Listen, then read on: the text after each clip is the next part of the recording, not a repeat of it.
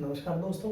अभी जो हम बात करने वाले हैं वो बात करने वाले हैं फैक्टर अफेक्टिंग लर्निंग कि लर्निंग को जो फैक्टर्स हैं किस किस तरीके अफेक्ट करते हैं, कौन कौन से फैक्टर ऐसे होंगे जो लर्निंग को अफेक्ट कर सकते हैं, जो पॉजिटिव या नेगेटिव दोनों वे में सकारात्मक और नकारात्मक रूप से प्रभाव कौन कौन सी चीज़ें डाल सकते हैं। तो सबसे पहला जो फैक्टर रहेगा वो फैक्टर रहेगा बुद्धि, इंटेलिजेंस।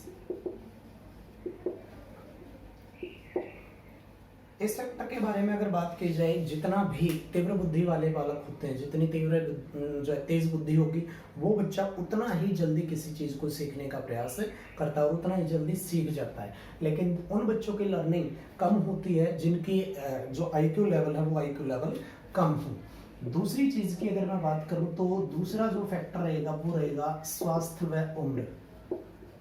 अगर यहाँ पे बात की जाए एज एंड हेल्थ की, तो एज और हेल्थ का बहुत बड़ा मेजर पॉइंट बनता है फैक्टर अफेक्टिंग लर्निंग में, क्योंकि जितनी कम एज होती है लर्निंग की पावर उतनी ज़्यादा होती है।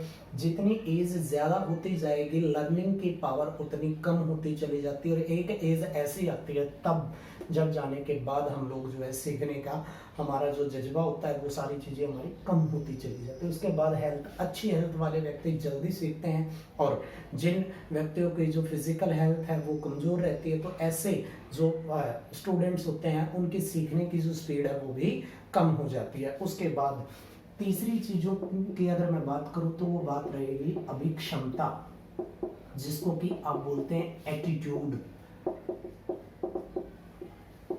बड़ा इंपॉर्टेंट पॉइंट है कि किसी भी आदमी का जो एटीट्यूड होता है वो उसका बाय बर्थ होता है, जन्म से ही होता है। उस एटीट्यूड में अगर देखा जाए कि कुछ विद्यार्थी ऐसे होंगे जिनका एटीट्यूड थोड़ा सा आक्रामक होता है, मीन्स वो थोड़े से हैवी होकर सीखने की कोशिश करते हैं, और जो सॉफ्ट नेचर से सीखने की कोशिश करते हैं, उन दोनों में से ऐसे स्टूडेंट्स जो किसी भी काम को एंग्री एटीट्यूड के साथ सीखने का प्रयास करते हैं, मीन्स कि हाँ भाई उनका जो जज्बा है वो तेज अलग अलग तरीके की अभिक्षमताओं से रिलेटेड है और वो जल्दी सीखने का जो है काम करेंगे। लेकिन ऐसे स्टूडेंट जो स्लो लर्नर के तरीके से सीखते हैं तो उनके जो एटीट्यूड है उस एटीट्यूड के अकॉर्डिंग वो थोड़ा सा पिछड़ जाते हैं। उसके बाद अब हम बात करते हैं सीखने की तत्परता। अगर मैं बात करूं सीखने की तत्परता, रेडीनेस ऑफ लर्निंग, अगर रेडीनेस ऑफ लर्निंग की बात की जाए तो आपकी क्लास में वो स्टूडेंट जो नई चीज़ें जल्दी सीखना चाहते हैं वो अगर तैयार बैठे हैं तो वो बहुत जल्दी सीख लेते हैं। लेकिन ऐसे स्टूडेंट जिनको कि हमेशा से ही ये रहता है कि हाँ भाई बैक बेंचर्स हैं और हमारे को कम सीखना है, तो इस टाइप के जो स्टूडेंट्स हैं वो देरी से सीखते हैं। तो रेडीनेस ऑफ लर्निंग बहुत ज़्यादा ज़रूरी है। उसके बाद अगर हम बात करें पांचवी चीज़ की, वो होती है सीखने की प्रवृत्ति, मीन्स एप्टीट्यूड ऑफ लर्निंग, कि हम सीखने की प्रवृत्ति कैसे रखने चाहते हैं, सेट कैसा है हमारा, कि हम जो भी चीज़ हम सीख रहे हैं क्या उस सीखी गई चीज़ में हम सक्रिय हैं, एक्टिव हैं। अगर हम एक्टिव हैं और हमारा एप्टीट्यूड एक्टिव कैटेगरी में है तो हम जल्दी सीखेंगे, लेकिन अगर हम पैसिव कैटेगरी में है तो हम देरी से सीखते हैं। उसके बाद जो छठी चीज आती है वो आती है परिणाम का ज्ञान,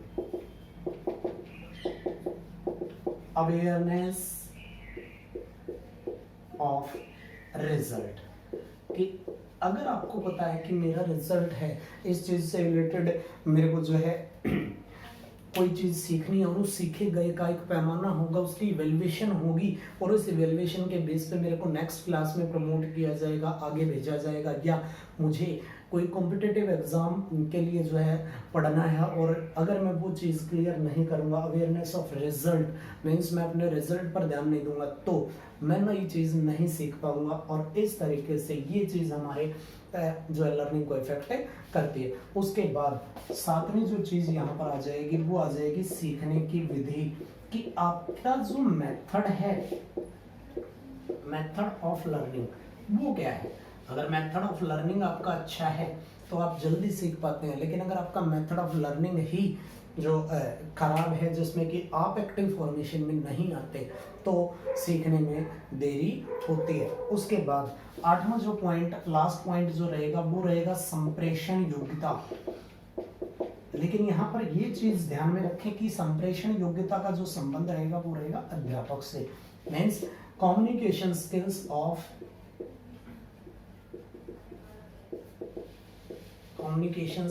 ऑफ टीचर। अगर हम बात करें कि एक टीचर की जो कम्युनिकेशन स्किल है, अगर वो अच्छी है, वो 2 या 2 से ज़्यादा लैंग्वेज में एक चीज़ को बच्चे को समझाने में सक्षम है और ऐसे शब्दों का चयन कर सकता है जो छात्र के लिए उसके परीक्षा में भी उपयोगी हैं और उस स्टूडेंट की डेली लाइफ में भी बार बार यूज़ किए जाते हैं, तो ऐसी सिचुएशन में बच्चे बहुत जल्दी सीख लेते हैं और उसमें ट्रांसलेशन जो होता है वो बहुत जल्दी हो जाता है, मतलब ट्रांसफॉर्मेशन ऑफ लर्निंग जल्दी आएगी। और इस तरीके से फैक्टर अफेक्टिंग लर्निंग को, इसके अलावा बहुत सारे फैक्टर और भी आएंगे कि आपका स्वास्थ्य है, आपकी जो इसके अतिरिक्त अगर बात की जाए कि हाँ भाई आप शोर में पढ़ रहे हैं, आपका जो वातावरण है, वातावरण किस प्रकार का, लेकिन महत्वपूर्ण अगर बात की जाए तो मुख्य बिंदु यही रहेंगे। कमेंट बॉक्स में आप अपने कमेंट जरूर देते रहें, चैनल को लाइक करें, सब्सक्राइब करें और शेयर करें। Thank you.